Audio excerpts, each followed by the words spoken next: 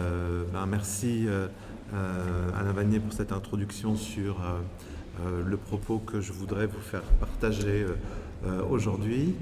On va se décaler un tout petit peu en fait de Paris pour partir aux États-Unis et notamment du côté de Harlem pour parler donc d'une danse que sans doute vous connaissez ou vous connaissez peut-être pas ou vous avez entendu parler, quoique maintenant il y a une plus grande visibilité sur cette pratique-là. Voilà. Mais en introduction, j'ai juste une petite citation de Paul Valéry dans son livre Philosophie de la danse en 1936, qui me semblait pertinente à la fois par rapport à l'articulation entre justement danse et psychanalyse, qui nous dit « Ce corps qui danse semble ignorer ce qui l'entoure. Il semble bien qu'il n'ait affaire qu'à soi-même et à un autre objet, un objet capital duquel il se détache ou se délivre, auquel il revient, mais seulement pour y reprendre de quoi le fuir encore. » Voilà. Donc, c'est vrai que j'ai un projet de recherche comme ça sur les deux domaines que sont la danse et la psychanalyse. Et sur le voguing, en fait, j'y suis arrivé via ma clinique et via un patient qui, à un moment donné, a eu une phrase que j'ai retenue justement par rapport à la table ronde de ce matin, de cet après-midi. C'est-à-dire qu'en fait, c'est un jeune patient qui est arrivé au cabinet en me disant qu'il avait été chassé et mis à la rue par sa famille parce qu'il était homosexuel, qu'il était d'origine antillaise et que ça avait été très compliqué pour lui de faire justement cette révélation dans sa famille et qu'il s'était retrouvé à la rue à deux doigts de se prostituer et à manquer de se suicider et que en fait c'est le voguing les amis du voguing qui l'ont sorti de là pour l'orienter vers une association de jeunes gays qui aide les jeunes gays donc à trouver un foyer d'accueil. Voilà. Et donc, ça m'a intéressé. Je me suis dit, je ne connais pas cette danse, je connais les danses urbaines qui sont un peu en visibilité aujourd'hui avec une chorégraphe qui s'appelle Bintou Dembélé, mais je ne connaissais pas le voguing. Et donc, j'ai cherché et j'ai bien retrouvé qu'en fait, les sources du voguing, il y a des gens qui les font remonter presque au moment de la guerre de sécession, en fait, à la fin de la guerre de sécession, où les esclaves sont libérés des plantations et où ils se mettent à chanter, à danser. Et il y a des mouvements, paraît-il, disent les historiens de la danse, qui ont été repris par les vogueurs aujourd'hui, qui viennent de ces rituels de danse à ce moment-là. C'est un peu plus visible dans les années 30 où aux États-Unis, à New York, en fait, il y a des premiers bals de travestis qui commencent à se mettre en place. Et ça correspond, ces bals correspondent en fait en France à une littérature qui s'appelle la littérature et encore en politique, de la négritude, avec des écrivains comme Aimé Césaire ou Léopold Sédar Senghor. Et donc tout ça part de là pour arriver on va faire un jump jusque dans les années 60, puisque à ce moment-là, ça se met davantage en place, sachant que dans les années 60 aux États-Unis, on parlait ce matin, Olivier Douville parlait de la ségrégation, mais il y a encore des lois sur la ségrégation, et donc les Noirs sont d'un côté et les Blancs sont de l'autre. Voilà. Et bien ça se passe de la même façon en fait dans les communautés déjà en place gays, c'est-à-dire qu'il y a des discriminations qui se font en fonction de la couleur de la peau des uns et des autres.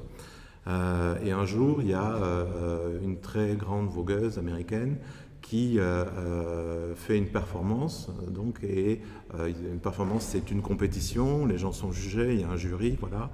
Il y a des notes qui sont données en fonction de la performance qui est faite.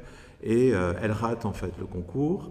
De là, elle va créer des ballrooms qui seront à Harlem et des ballrooms où les Noirs américains d'origine américaine et les Latinos vont se retrouver pour organiser par eux-mêmes ces compétitions-là.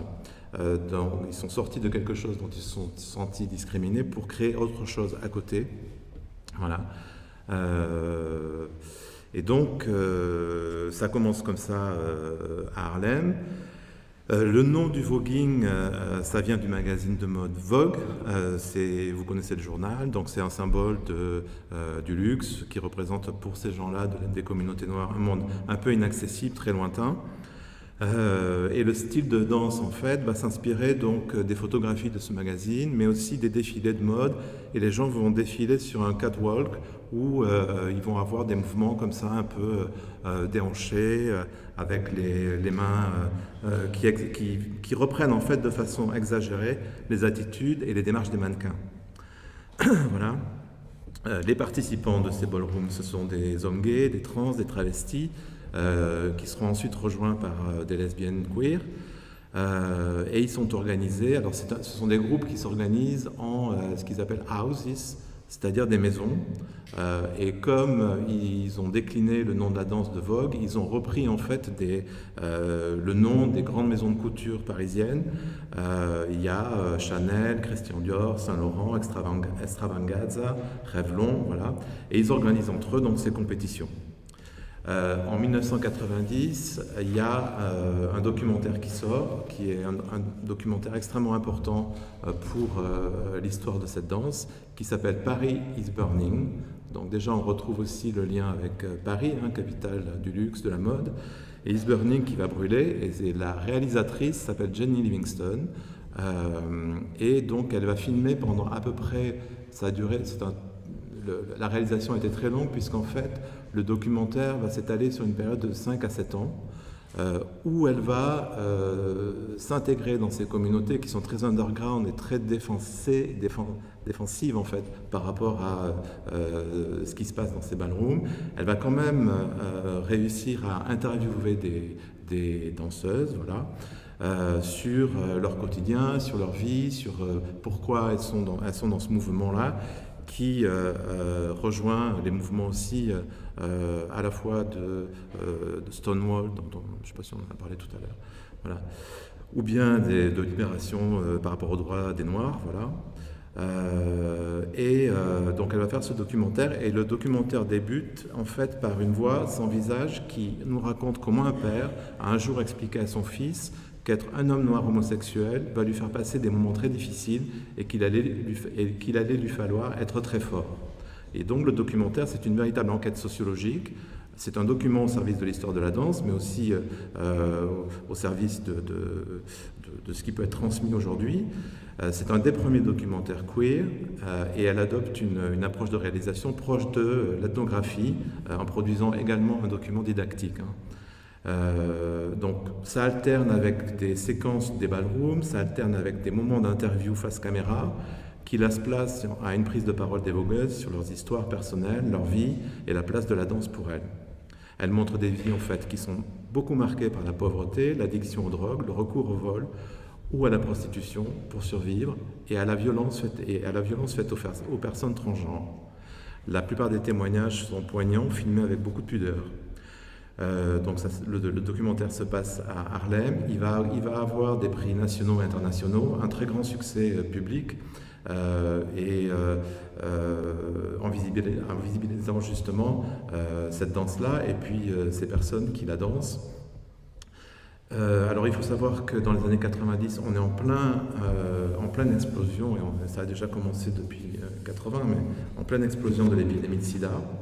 Et donc c'est une communauté de personnes qui va être extrêmement décimée en fait par l'épidémie. Et dans les gens qui sont filmés dans ce documentaire Paris is Burning, il y en a les 3/4 qui sont morts avant pratiquement la fin de la sortie du film, du sida. Voilà. Bon, il y a eu... Je vais passer un peu rapidement là-dessus parce qu'il y a eu un peu des polémiques entre militants voguing noirs par rapport à Livingston qui sortait de l'université de Yale, blanche, diplômée, etc.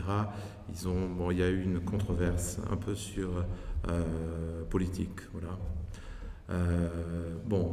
Ce qui est intéressant en fait dans ces groupes, c'est qu'ils sont organisés donc en house, qui sont pour eux comme une famille de substitution, c'est-à-dire que ces houses jouent un rôle essentiel, elles font fonction à la fois de collectif et de famille, car souvent intégrer une house signifie vivre en communauté au sein d'une maison ou d'un appartement.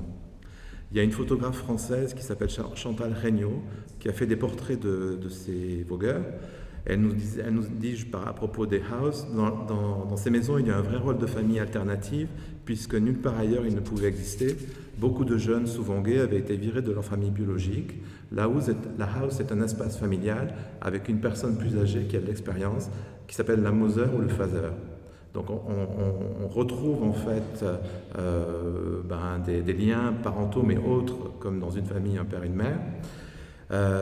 C'est un système d'entraide, ce sont des familles de substitution qui agissent comme des centres d'accueil, de solidarité contre une marginalisation faite par la société et même par les familles d'origine qui n'ont pas formé à la rue leurs enfants. Dans ces houses, il est demandé aux jeunes qui arrivent, les jeunes ça s'appelle des kids, donc comme les enfants, d'abandonner en fait pour le temps de la house et de la performance le nom de leur famille d'origine pour se placer sous le nom de la house, accolé au pseudo qu'ils se donnent en arrivant. Donc il y a des mothers et des fathers, comme je vous disais tout à l'heure. C'est plutôt une personne qui est d'expérience, c'est elle qui va choisir les kids. Et elle reprend donc ces termes-là, mais les termes de mère ou de père, si on veut traduire en français, ça les détourne en fait de leur assignation habituelle, parce que la mère ou le père dans ces houses peuvent être un homme, une femme, un drag, une trans. Donc voilà, c'est avant tout pour eux une fonction symbolique et sociale. Ils sont là pour s'assurer que les kids ont un toit, un travail, de quoi manger, qu'ils continuent et qu'ils n'abandonnent pas l'école, qu'ils suivent les cours pour les plus jeunes ou poursuivent une formation professionnelle ou des études pour les plus âgés. Ça, c'est des aspects qui sont plus développés aux États-Unis qu'en France. En France et à Paris, puisque le voguing est arrivé maintenant à Paris, l'accent est plus porté sur l'orientation vers des foyers pour les jeunes à la rue, la prévention santé et la santé psychologique, l'aide aux démarches administratives. Donc des figures parentales qui sont là pour apporter un soutien moral. Alors, le voguing, c'est aussi un langage, c'est une écriture dansée avec de nouveaux signifiants.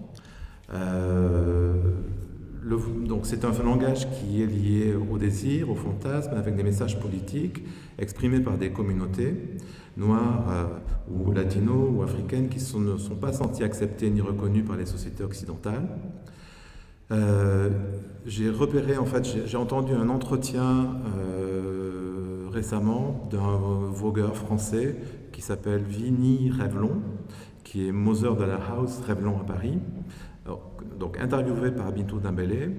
Et à la question, elle lui demande quelle est ta langue, donc il est d'origine congolais, franco, un grand métissage. Quelle est ta langue après avoir parlé de ses origines? Il répond, ma langue c'est le voguing. Le voguing me définit, je peux taper dans ma féminité comme aller chercher mon côté masculin. Le voguing, qui est une danse ultra féminine, a renforcé en fait mon côté masculin. Ça a été étonnant pour moi. Quand j'étais petit, j'étais très efféminé. Et cette danse en fait est venue chercher mon côté masculin. Donc on voit qu'il y a dans la danse voguing, il y a toute une performance autour des questions de genre, voilà. Un autre chorégraphe français, danseur qui s'appelle François Chéniaud, à propos du langage, avait dit le voguing c'est une organisation très structurée, très construite, c'est très complexe, c'est pas juste amusant. Il y a des enjeux de statut, une grammaire sociale et gestuelle. C'est une danse très intéressante parce que c'est un véritable langage, une fabrique gestuelle sur les identités. Dans Paris is Burning, donc le documentaire, on va regarder maintenant un extrait de ce documentaire avec un danseur qui s'appelle Will Ninja, qui en fait est comme pour l'Opéra de Paris, en fait un danseur étoile au niveau du voguing. Et c'est lui qui va, vraiment donner une grande visibilité à cette danse puisqu'il sera en fait recruté par les équipes de Madonna pour danser le clip vidéo que vous connaissez, Vogue. Voilà. You know, you have to have something to offer in order to lead. The mother usually becomes the mother because she's usually the best one out of the group. I'm Willie Ninja, the mother of the house of Ninja. Give him what he wants! I'm the mother of the house of Ninja because They say I'm the best voguer out. To be the mother of the house, you have to have the most power. Take a real family. It's the mother that's the hardest worker, and the mother gets the most respect. As far as my naming my house, the House of Ninja, ninjas hit hard, they hit fast, an invisible assassin, and that's what we are. We come out to assassinate. Instead of fighting, you would dance it out on the dance floor, and whoever did the better moves was throwing the best shade, basically. No touching, neither one of you. If you touch, I'm chopping you. I'm telling you right now. You could take the pantomime form of the Vogue. This is what generally sometimes I do, is I make my hand into a form like a compact or makeup kit, and I'm like beating my face with blush, shadows, or whatever to the music. Then usually I'll turn the compact around to face that person, meaning like almost like my hand is a mirror for them to get a look. Then I'll start doing their face, because what they have on their face right now needs a dramatic makeup job. So voguing is like a safe form of throwing shade. Paris, 2 free. Work. Paris, 2 free. Work. What life is with you? Don't knock off this Paris.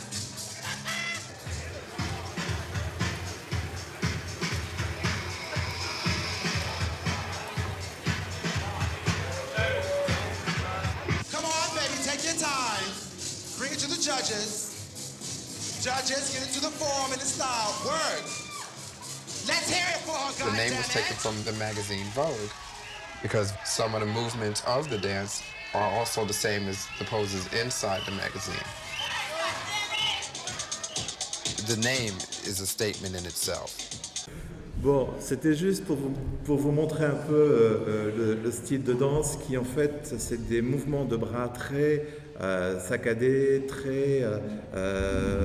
quand on les interroge en fait ils disent que c'est des mouvements qui sont inspirés en fait, ça s'appelle le old way, ce que vous venez de voir, donc c'est vraiment en 90, ça a un peu changé depuis, il y a le new way, le Vogue Femme maintenant, voilà, mais c'est des mouvements qui sont très saccadés et qui sont inspirés en fait des hiéroglyphes égyptiens, c'est-à-dire un truc comme ça. Alors, pour le voguing, le mot d'ordre, c'est « sois qui tu veux être ». La scène de ballroom, c'est avant tout une célébration, un désir de flamboyance de qui tu es ou de qui tu veux être. Il y a un ensemble de règles, on l'a vu tout à l'heure, mais c'est très personnel parce que la performance va consister à construire une narration, un récit dansé pour raconter une histoire. C'est raconter une histoire personnelle pour... voilà, par exemple, toujours le même patient me disait, la personnalité c'est elle qui prime dans le voguing, bien avant la technique, je peux être le meilleur danseur au monde sur le plan technique, si je n'ai pas confiance, si je regarde par terre, c'est mort, il faut raconter une histoire, c'est moi qui dois shiner, briller, c'est mon espace, c'est mon moment. Donc c'est vraiment, les juges qui vont être là pour noter les performances vont beaucoup insister sur c'est quoi l'histoire qui est racontée au moment de venir sur la piste de danse. Voilà, donc ce qu'on peut dire, c'est que c'est un espace symbolique pour offrir la possibilité de s'inventer, d'expérimenter le corps et de le performer, la possibilité de vivre ses différences. C'est un peu proche d'une utopie qui permet aux danseurs d'occuper l'emplacement identitaire qu'ils choisissent en se libérant d'autres assignations sociales ou biologiques. C'est pas une imitation, mais c'est une performance. Les personnages s'élancent dans des postures dressées, comme vous avez vu, dans un tourbillon de mains levées, les mains volent à toute allure devant le visage, battent l'air comme on agiterait frénétiquement un éventail ou jetterait un poids par-dessus les épaules, tandis que les corps s'accroupissent et se déhanchent souplement avant de tomber, puisque le voguing se termine par une chute, et ils appellent ça le depth drop, c'est-à-dire la chute mortelle. Voilà, donc 2 mots pour conclure. Bon, ce qui m'a intéressé dans ce voguing, en fait, c'est finalement, par rapport à la journée d'aujourd'hui, c'est par rapport aux questions que ça pourrait amener à la psychanalyse. En fait, il y a peut-être 2 questions que les vogueurs viennent poser. La première question, c'est une question autour des questions de genre. Voilà. C'est-à-dire des questions finalement qu'on peut retrouver en psychanalyse. Suis-je un garçon? Suis-je une fille? Suis-je un homme? Suis-je une femme? Quand on interroge Bitoun Dembélé, par exemple, elle dira « Je suis mi-banlieue, mi-campagne, mi-homme, mi-femme, ni homme, ni femme ».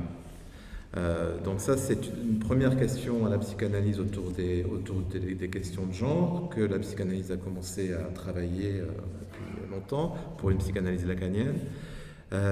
Dégager des préjugés sociaux, en accord avec Freud, pour se situer en dehors d'un programme moral. Donc le dialogue peut s'installer avec eux. Et la deuxième question qui a été un peu abordée ce matin, c'est la question du racisme. Finalement, c'est qu'est-ce qu'on fait la psychanalyse avec les questions de racisme? Est-ce que quelle écoute on peut proposer à des patients qui se sont construits dans une société qui les met de côté? Peut-on penser que l'écoute psychanalytique peut être universelle ou bien au cas par cas? Comment se décaler d'un point de vue, d'un point d'écoute occidental? Et c'est quand même une question qui est intéressante par rapport à une association Espace Analytique dans laquelle Octave Annoni a tenu une place fondamentale et un des premiers analystes a travaillé la question du racisme dans son ouvrage Psychologie de la colonisation. Un travail pluridisciplinaire devra sans doute s'ouvrir, et peut-être est déjà ouvert par ailleurs, entre psychanalystes, historiens, anthropologues, philosophes, avec les collègues du Maghreb, du Moyen-Orient et du Liban qui sont présents aujourd'hui.